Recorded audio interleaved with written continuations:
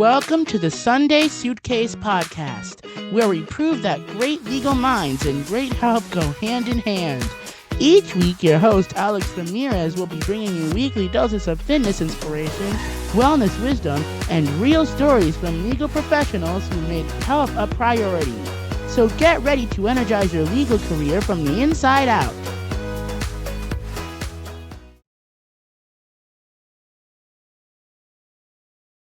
Hi, everyone. Welcome back to another episode of the Sunday Suitcase. I know you all probably rushed over here to find out what this devastating news was, so I'm going to get that out of the way. A few days ago, I asked my husband what the plan was for Thanksgiving since he normally plans and cooks all the meals. He told me he didn't know, and then he followed that with, I also don't feel like cooking this year. Then he suggested I try cooking this year instead, when he knows I can barely turn on the oven. And I'm not kidding when I say, like, my skills are microwaving, air frying, and boiling water or eggs or pasta when I have to. But seriously though, in the 47 years I've been on this earth, I've never prepped or cooked a turkey. And I'm not about to start now. I'm going to be the first one to admit that I hate cooking. I don't like to be anywhere near the kitchen. I can't follow recipes. Pretty much like not fit to be anywhere near it. So instead, I decided to do the next best thing in the interest of my family and making sure they had a decent meal. And I ordered a Thanksgiving meal from a local organic grocery store, so we should all be set, crisis averted, and hopefully everyone will be happy. So anyway, now that I've overshared what our Thanksgiving plans are, I want to move on to what the topic is for this week. And it's actually, we're going to be talking about something that's particularly relevant as we head into the holiday season, which is how do we balance our fitness and wellness routines with life? If you saw my LinkedIn post yesterday, you know that I celebrated my birthday this past week. Yay to 47. And yes, I indulged a little bit in some foods that I don't typically eat. I skipped my Thursday morning workout, which is something that I, in the past, would not have done. And also a few years ago, it probably would have sent me into a spiral of guilt and self-criticism. Today, though, I'm in a different place, and I realize that these moments are actually opportunities for growth rather than setbacks for me. And also realizing that wellness and your wellness journey should not be about perfection.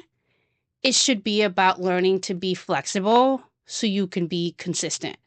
And during my birthday week, yeah, I said week, not day, even when I couldn't get my regular workouts done, I found other ways to stay active. And for me, that meant I was standing more while I was doing my work.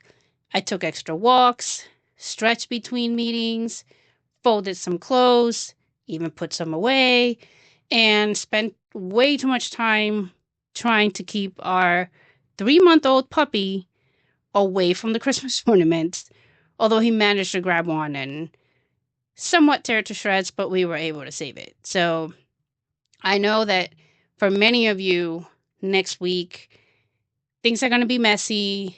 Your schedules are going to be different. You're going to try and find ways to get 30, 45 minutes in, which is great. I think for some people, they're able to maintain their regular schedule when they're traveling, when they're visiting family and during holidays. And I think that's absolutely fantastic. But if you're not able to do that, and you're probably someone like me who's asking yourself, how am I supposed to get all this stuff done when I'm going to be juggling cooking, or in my case, eating something I ordered, traveling, family obligations, or just trying to squeeze 5 days of work into 3, I hear you. And I have a couple of tips that can help you. I think the first thing would be to try and plan family walks before and after meals. I mean, even when you're scarfing down some of the leftovers, still try to get those walks before and after. If you can't go outside due to bad weather or you don't have access to a treadmill, I highly recommend you go on YouTube and you check out Fit with Rick.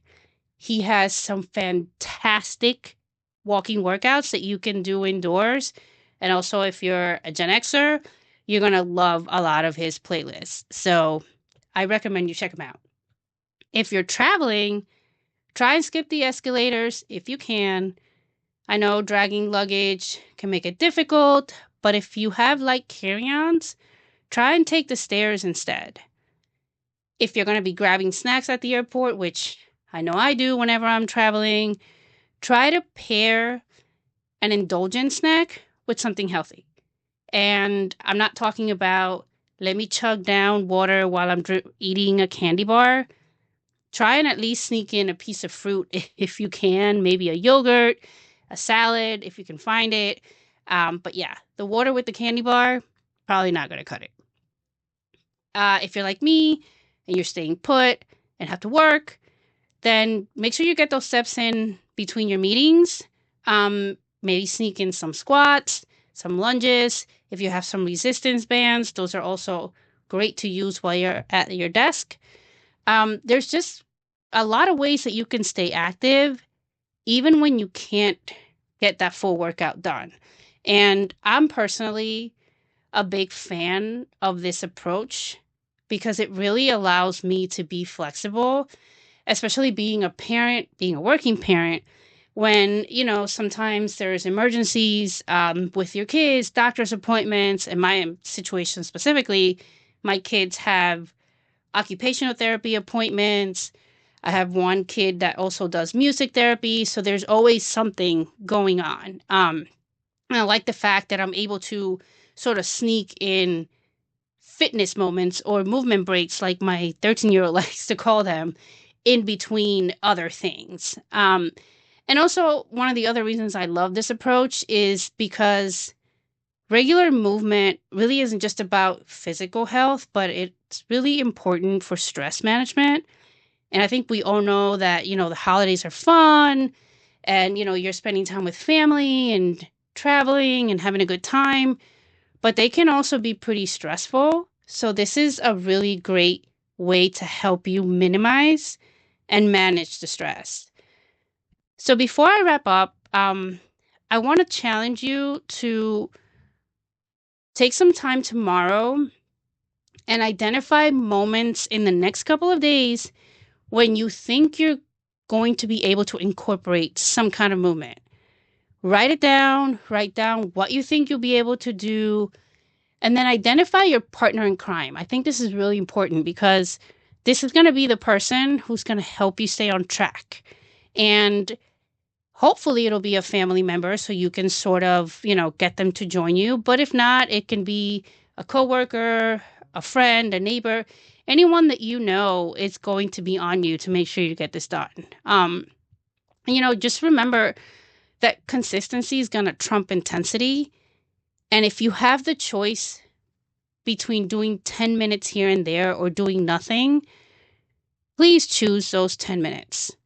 It'll make a world of a difference for you. And also remember to make it fun, because if you're not enjoying the walks, if you're not enjoying the 10-minute breaks that you're taking to stretch or maybe use the resistance bands, you're not going to stick with it. You're not going to look forward to it, and you're going to avoid it at all costs. So just make sure, again, that you're having fun and that, you're getting those 10, 15 minutes here and there where you can. I hope that you all have a wonderful week. For those of you that are celebrating Turkey Day, I hope your turkey is delicious, and I hope your families are all well behaved. And I will see you all or talk to you all next week.